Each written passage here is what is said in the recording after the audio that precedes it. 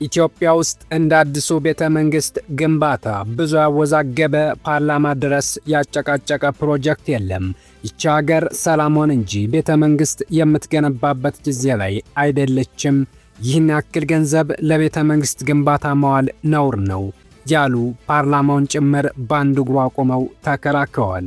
ጠቅላይ ሚኒስትሩ ደግሞ ከ10 እስከ 15 ቢሊዮን ዶላር ይፈጃል የተባለውን አዲሱን ቤተ መንግስትና በዙሪያ ያለው የጫካ ፕሮጀክት ለትውልድ ምን ያክል ጠቃሚ እንደሆነ ተከራክረዋል። ገንዘቡንም ራስ ያመጣው ስለሆነ አትጨቃጨቁ ሲሉ ዘግተውታል። እናም ግንባታውም ቀጥሏል።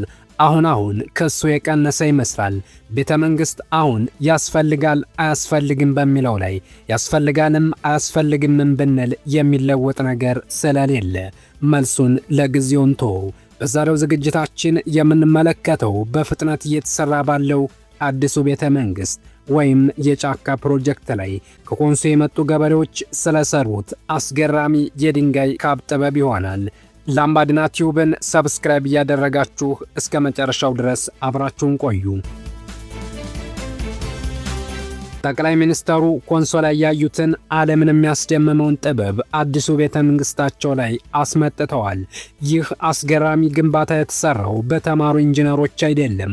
ይልቁንስ 595 ኪሎ ሜትር አቆራርጠው በመጡት በኮንሶ ገበሬዎች እንጂ። ኮንሶዎች ሞቅ ካለው ጭፈራቸው በመቀጠል የሚታወቁት በእርከን አሰራር ጥበባቸው ነው። የእርከን ጥበብ እንዲህ እንደ ዛሬው ሳይዘምን በዘርፉ ያሉ ተመራማሪዎች ስለ አፈርና ውሃ ያላቸው እውቀት ሳይልቅ የዚህ ጥበብ ሰርቶ ማሳያ ማዕከል ኮንሶዎች ነበሩ። ኮንሶዎች ይህን ጥበብ ያካበቱት ከዛሬ 500 ዓመት በፊት ጀምረው እንደሆነ ይነገርላቸዋል። ኮንሶዎች ተራራውን መንደራቸውን ከ500 ዓመት በፊት ጀምረው እስካሁን ድረስ ዓለምን በሚያስደምም ጥበብ በእርከን ጠብቀው የሚገኙ ህዝቦች ናቸው። የኮንሶ መልክዓ ምድርም በዓለም የቅርስ ጥበቃ ዩኔስኮ የተመዘገበ ነው። ኮንሶዎች በዚህ ጥበባቸው የላቁ ናቸው። እርከኖችን ብቻ ሳይሆን መንደሮቻቸውን በካብ ያጠሩ ናቸው። ጥብቅ ደኖችን በድንጋይ ግንብ የሚከልሉም ናቸው። እናም ጠቅላይ ሚኒስትሩ ኮንሶዎችን በአካል አስመጥተው አዲሱ ቤተ መንግስታቸው ላይ ያንን ለዘመናት ሲሰሩት የኖረውን ዓለም ያደነቀውን የተራራ እርከንና የድንጋይ ካብ እንዲሰሩላቸው አድርገዋል። በድንጋይ የተሰሩ አስገራሚ ካቦችም ተጠናቀው ታይተዋል። እንደሚታወቀው በጫካ ፕሮጀክት ስር እየተገነባ የሚገኘው አዲሱ ቤተ መንግስት የሚገኝበት ቦታ የአዲስ አበባ አናት ነው ሊባል ይችላል። ግንባታው በየካ ተራራዎች አናት ላይ የተሰራ ሲሆን ለፈረንሳይ አቦ፣ ለመገናኛና ለ4 ኪሎ ቀበና እጅግ ቅርብ ቦታ ነው። እነዚህ ቦታዎች ላይ በመሆን እየተሰራ ያለውን ቤተ መንግስት በአይን መመልከት ይቻላል። ቤተ መንግስቱም እንደ አጠቃላይ ጫካው ፕሮጀክት የሚሰራበት ቦታ ተራራማ ነው።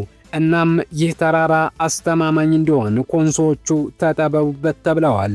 ኮንሶዎቹ በቤተ መንግስት ዙሪያ ያለውን ተራራ በዚያ ጥበባቸው በድንጋይ የመልካም ሴት ስፌት እያስመሰሉት ነው። ረጃጅም ዛፎች እየተጠረጉ ሲሆን ኮንሶዎች ደግሞ ከስር ከስር ይህን የድንጋይ ጡብ እየገነቡ ተራራውን ሞሰብ እያስመሰሉት ይገኛሉ። የቤተ መንግስቱ ግንባታ ለረጅም ጊዜ በረጃጅም ዛፎች ተሞልቶ የነበረውን ተራራ እየቀየረው ነው። የእንጦጦ ተራራን ይዞ የየካ ጫካዎች አብዛኞቹ በባህር ዛፍ የተሞሉ እንደሆነ ይታወቃል። የአዲስ አበባ ተራራዎችን ጥቁር አረንጓዴ ያለበሰው ባህር ዛፍ የተተከለው አብዛኛው በደርግ ዘመን እንደነበር ይነገራል። ባህር ዛፉ አሁን ላይ ይወገዳል የተባለ ሲሆን በአንዳንድ ቦታ ላይም ተጠርጓል።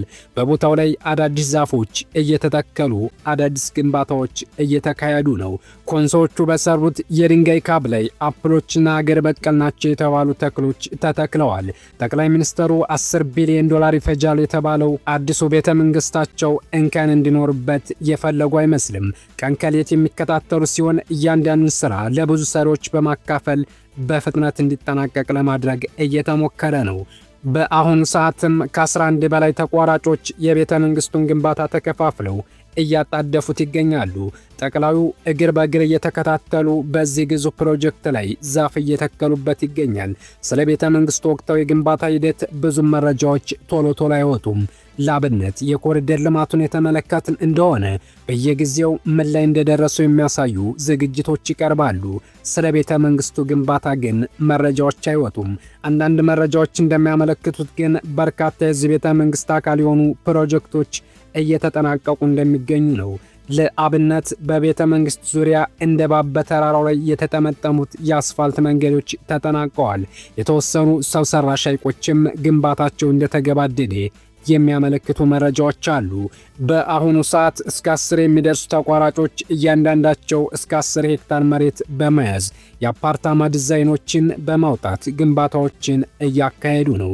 የውጭ መገናኛ ብዙሃን ይህ ፕሮጀክት ከ10 እስከ 15 ቢሊዮን ዶላር ያደርሱታል። ይህም ከኢትዮጵያ ዓመታዊ በጀት ጋር ተመሳሳይ ነው። የዚህ ፕሮጀክት ዋና ገንዘብ አቅራቢ የተባበሩት አረብ ኤሚሬትስ ገዥ መሐመድ ቢን ዛይድ እንደሆኑ ይነገራል። መሐመድ ቢን ዛይድ በተደጋጋሚ ወደ ኢትዮጵያ እንደሚመላለሱም ይታወቃል። በዚህ ፕሮጀክት አንድም የተፈጥሮ ሐይቅ የሌላት አዲስ አበባ የሶስት ሰው ሰራሽ ሐይቆች ባለቤት ትሆናለች። የኮንሶዎች ቱርከን ስራም ከዚሁ ጋር የተቆራኘ እንደሆነ ተነግሯል። በዚህ ፕሮጀክት 3 ሰው ሰራሽ ሐይቆችም እንደሚገነቡ ይታወቃል። ከነዚህ ከሚገነቡት 3 ሰው ሰራሽ ሐይቆች መካከልም አንደኛው ግንባታው ተጠናቆ የውሃ ሙሌት ብቻ እንደሚቀረው በቅርብ የወጡ መረጃዎች አመልክተዋል። ሰው ሰራሽ ሐይቆችን የሚገነባው ኢቶሎ የተባለው ካምፓኒ ነው። መንግስታዊ የኢትዮጵያ የኮንስትራክሽን ስራዎች ኮርፖሬሽን የዋናውን ቤተ መንግስት ግንባታ እያከናወነ ይገኛል። የቻይናው መንግስታዊ ኮንስትራክሽን ኩባንያ ደግሞ በፕሮጀክቱ የሚካተተውን የቁንጡ ሆቴል ግንባታ እያጣደፈው ነው። ሆቴሉም ስካይቪው የሚል ስያሜ እንደሚኖረው ተነግሯል። በነገራችን ላይ የአዲስ አበባ የኮሪደር ልማት ከዚሁ የጫካ ፕሮጀክት ጋር የተያያዘ ነው። መንገዶችና ዲዛይኑ የጫካው ፕሮጀክትን ማዕከል ያደረጉ ናቸው። የኢትዮጵያ መንገዶች አስተዳደር ከቤተ መንግስቱ እስከ ካባዱ የሚገነባውን መንገድ በተቋራጭነት የሰራ ሲሆን በፍጥነት አጠናቆታል። ከቦሌ ወደ ገርጂ የሚወስደው ሰፊ አስፋልት መንገድም ተጠናቋል። የቦሌ መገናኛ የየካ ኢምፔሪያል ማሳለጫ ድልድይም እንዲሁ ግንባታው ተጠናቆ አገልግሎት መስጠት ጀምሯል። ከቦሌ ወደ ሳሪስ በሚያደርሰው መንገድ ቦሌ ሚካኤል አካባቢ ሲገነባ የነበረው የማሳለጫ ድልድይም ተጠናቋል።